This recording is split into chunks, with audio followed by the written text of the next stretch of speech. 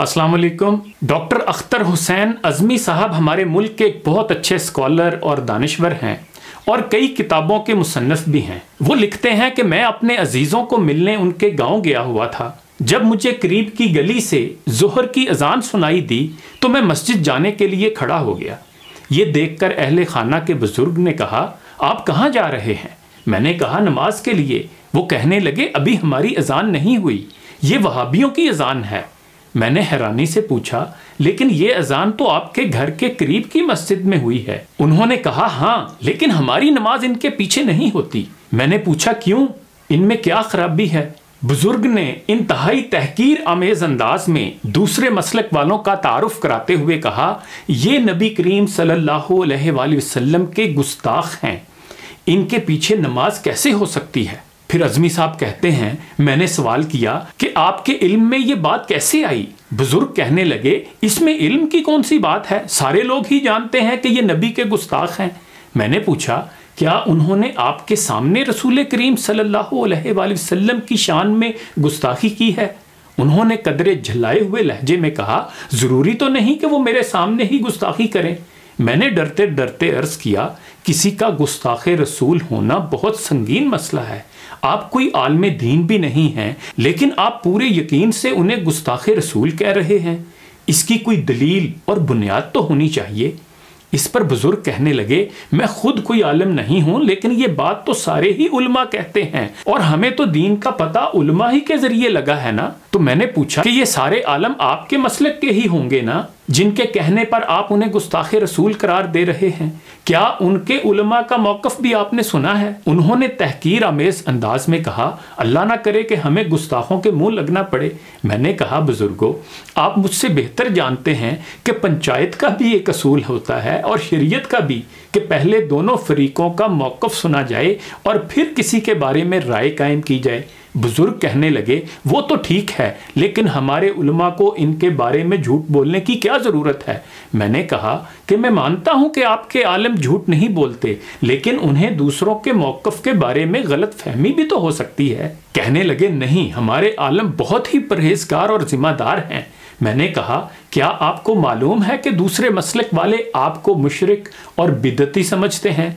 क्या आप मानते हैं कि आप शिरक या बिदत करते हैं? इस पर वो बोले, ला हौला वला कुव्वत, हम तो शिरक नहीं करते। मैंने कहा, जैसे आपके उलमा ने उन्हें गुस्ताखे रसूल करार दिया हुआ है, ऐसे ही उनके उलमा ने भी अपने मुक्तदियों को ये बावर करार रखा है कि आप मुशरिक और बिदती हैं। फिर वो बुजुर्ग कहने लगे कि बहुत झूठे हैं वो आलम जो इतनी बड़ी बात करते हैं। मैंने कहा, मुमकिन है कि आपके किसी अमल या कौल के बायस उनके उलमा को भी आपके बारे में गलत फहमी हुई हो, इसलिए वो आपको ऐसा समझते हो। बुजुर्ग ने कानों को हाथ लगाते हुए कहा, लेकिन ये तो हम पर सरासर तोहमत है कि हम शिरक करते हैं। भला कोई मुसलमान शिरक करने का तसव्वुर भी कर सकता है? अज़मी साहब कहते हैं कि फिर मैंने पूछा, क्या कोई मुसलमान जानते बूझते रसूल करीम सल्लल्लाहु अलैहि वसल्लम की गुस्ताखी का इर्तिकाब कर सकता है?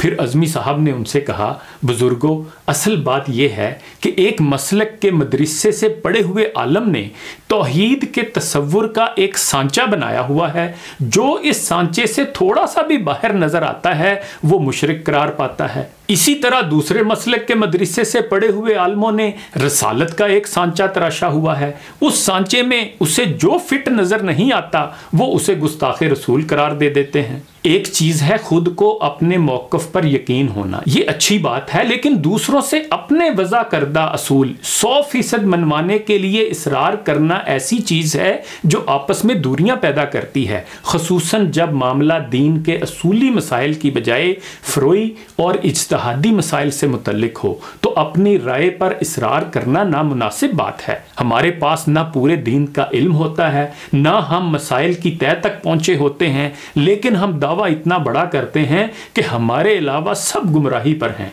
फिर अज़मी साहब ने हंसते हुए बुजुर्ग से कहा कि एक सवाल पूछूं? उन्होंने कहा, जी पूछें। अज़मी साहब ने पूछा, क्या आप हनफी बरेलवी हैं? कहने लगे, जी बिल्कुल। अज़मी साहब ने पूछा, आप हनफी बरेलवी क्यों हैं? वो बोले, क्या मतलब? अज़मी साहब ने कहा कि मेरा मतलब है कि आप हनफी बरेलवी कैसे बने? क्या आपने पूरे दीन को पढ़ा, मुख्तलिफ मसालिक की किताबें पढ़ी, अहले इल्म से सवालो जवाब किए, और क्या उसके बाद आपने हनफी बरेलवी बनने का फैसला किया? या बात यह है कि आपके वालिदैन बरेलवी थे, या आपको अपनी मस्जिद में बरेलवी आलम से वास्ता पड़ा, आपने उसी मसलक के मुताबिक अपनी मस्जिद में लोगों को नमाज पढ़ते देखा और आपने समझा कि यही दुरुस्त मसलक है? वो बुजुर्ग कहने लगे कि देखो जी, हमने तो कोई दीन की तालीम हासिल नहीं की थी, हमारे वालिदैन सीधे साधे मुसलमान थे, हमारे मौलवियों ने जो हमें बताया वही हम जानते हैं। इस पर अज़मी साहब बोले, तो इसका मतलब ये हुआ कि आप पैदाइशी हनफी बरेलवी हैं, आपको मस्जिद में भी वही माहौल मिल गया, अब आप अपने मसलक को ही सच्चा नहीं समझते बल्कि दूसरों को कतई गलत भी समझते हैं। अब आप लोग इसी वजह से अपने मसलक पर कारबंद हैं कि इस मसलक वाले घराने में पैदा हुए। आज हमारे मुआशरे में बमुश्किल 1% भी ऐसे लोग नहीं बल्कि 1000 में भी एक बंदा मुश्किल से मिलेगा जिसने तमाम मसालिक का जायजा और मुतालिया करके कोई मसलक इख्तियार किया होगा। पैदाइशी या हादसाती तौर पर कोई अहले हदीस है और कोई देवबंदी, बरेलवी, और इस पर तंतना ऐसा कि इमाम अबू हनीफा और इमाम शाफी को भी न था। अगर आप इत्फाकी तौर पर भी बरेलवी होने पर खुद को इतना ही मोतबर समझते हैं तो दूसरे मसलक वालों के साथ भी कुछ नरमी कर लें, हो सकता है वो भी अपनी जगह सच्चे हों। इकबाल के इन अशार के साथ इजाज़त चाहूँगा। मनफत एक है इस कौम की, नुकसान भी एक ही सबका नबी, दीन भी ईमान भी एक, हर में पाक भी, अल्लाह भी, कुरान भी एक, कुछ बड़ी बात थी होते जो मुसलमान भी एक, फिरका बंदी है कहीं और कहीं जाते हैं, क्या ज़माने में पनपने की यही बातें हैं। इन्हीं गुज़ारिशात के साथ इजाज़त चाहूँगा। अपना ख्याल रखिएगा। अल्लाह हाफिज़।